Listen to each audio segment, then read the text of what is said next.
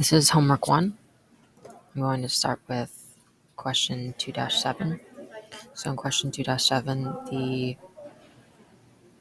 primary gist is to be able to click on a picture to open up an email application to then send to a specific email.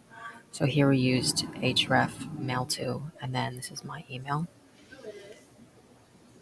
and then image src, and this is an address to this image on my laptop.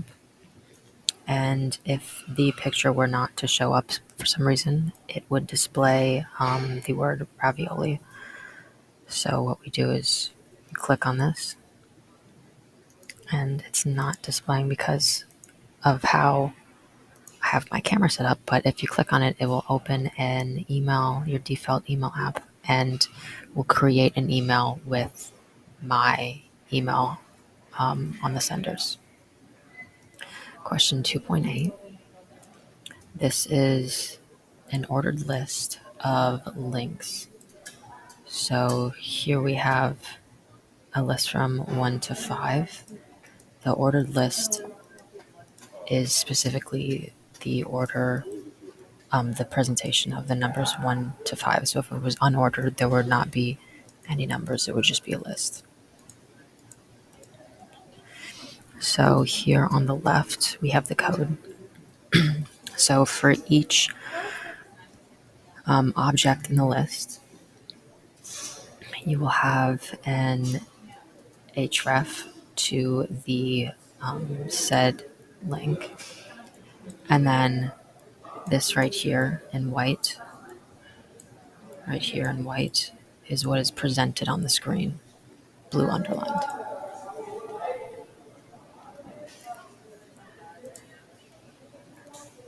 Right, question 2.9. This is the unordered list, as I said before.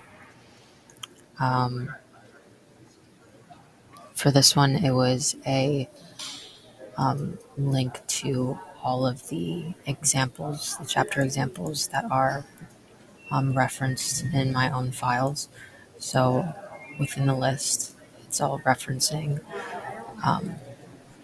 addresses of these files in my computer. So when you click on it, it would immediately open that file. But since I clicked on it here, so I clicked on it there. That is how it opens up.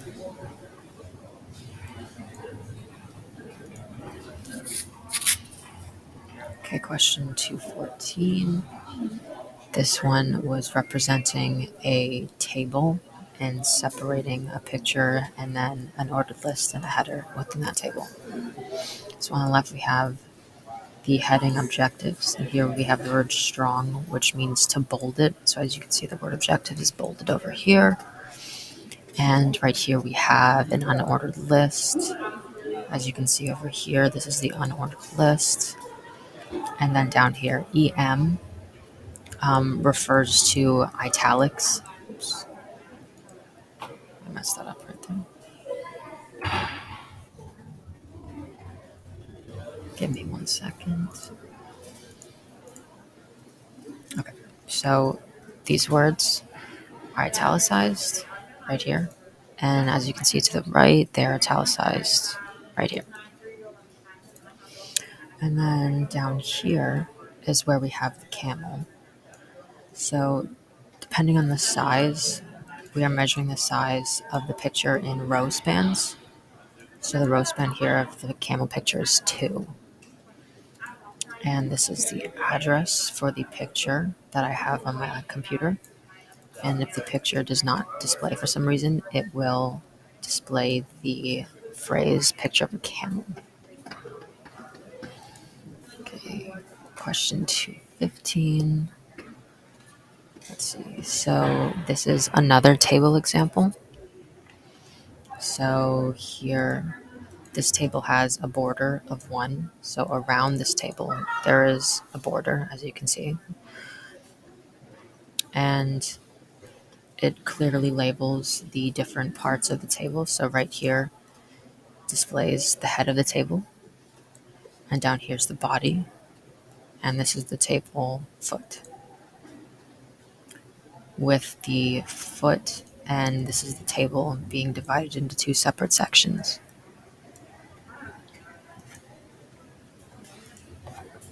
Okay, here is 216. This is where we demonstrate form uses. So we have the header, the title of the web page. Right here we have name, input, name. This is where someone would input their name. And then the input type is name. The input type is also name for email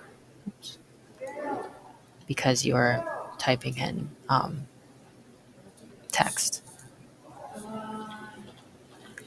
And right here, this input type, hidden name, is what we use to send the information to whatever source is receiving it. So whenever someone is entering in here and submit it, that information will be sent, redirected. Right here we have the checkbox values. So those are all, let's see, here, this is all the checkbox values. And as you can see, they're listed over here. You'll be able to check them as many times as you want. Okay. And then below that are the radio buttons. Right here, where you can only select one of them. So it's a little different than the checkbox. And down here we have a section for comments. This is what creates the comment box.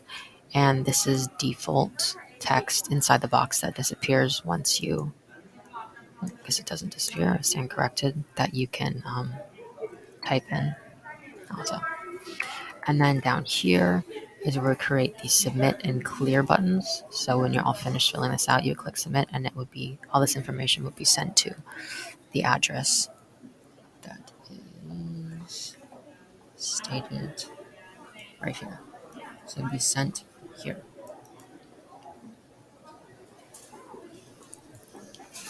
Right. Question 3-6. This is another form, but it presents something different. There is a drop-down functionality right here. So this is the drop-down for the form. So right here is where we create that, and then underneath it creates another form separately. So it's a form within a form. So you drop this down, and then these are radio buttons also. Right here.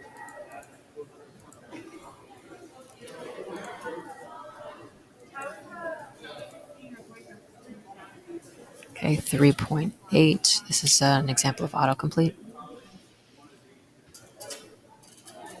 So first we have to create an ID for this autocomplete. Well, before that, we have to create this, which is the autocomplete on, which allows autocomplete to activate. So underneath this list, when you type in a value, or type in a letter, say S, well, it should do. For some reason it's not working.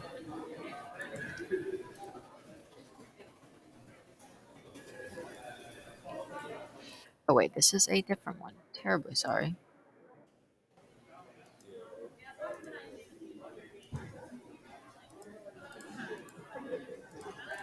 Give me 1 second. I pulled up the wrong file.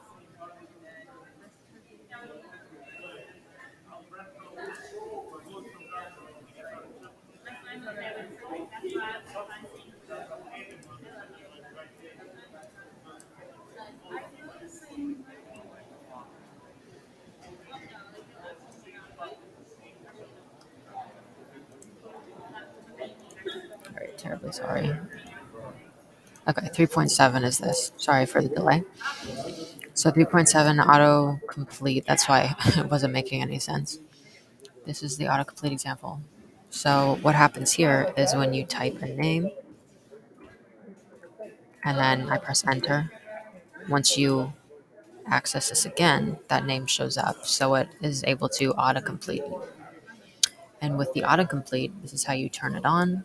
You would do method post autocomplete on, and that's how that would work. And the text, the ID is the first name because it's asking for a first name. All right, on to 3.8. Here we go. Okay. No, that's incorrect. Okay, this is the day of the week thing. Okay.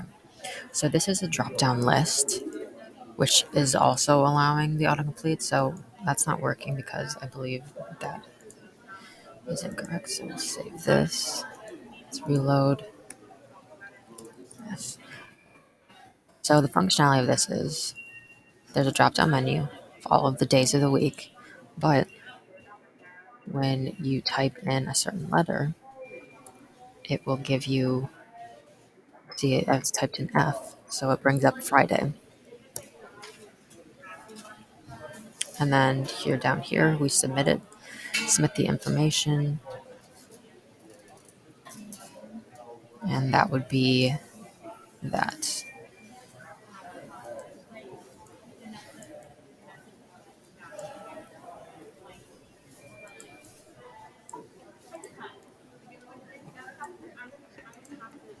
Okay, so now we're on to 310. Right, 310 and 311 are a two-part question, it seems like. So what we were doing in this question is we had to insert an image above a paragraph section. So I believe I did this correctly. So what we did here is we had the header, first of all, for this section. And then below that, we would have this image that relates to this paragraph. So here we have this image that relates to this paragraph. And then it keeps going. So then we have this header right here. And this here. And that relates to this. And then each of these images relates to the section header. And I believe that there was text that was supposed to be with this one. And I'm not sure why it's not included in this. But it is included in the next one. The difference between this one, yeah, see, here's the text in the next one. That was a mistake. The difference between these two, 310 and 311, is with 311, it asks us to create a table at the bottom with provided information. So here at the bottom here, we have a table. And that table corresponds to the code here. So this is bolded. And this creates the two columns. So the first column on the left is input type. And the column on the right is format. So with that, we create the body. So here we have color, and right next to it on the next column is hexadecimal. And that inserts, so you see in this comment that I created right here, a data cell. And then we keep doing that for each data cell that we would like to create.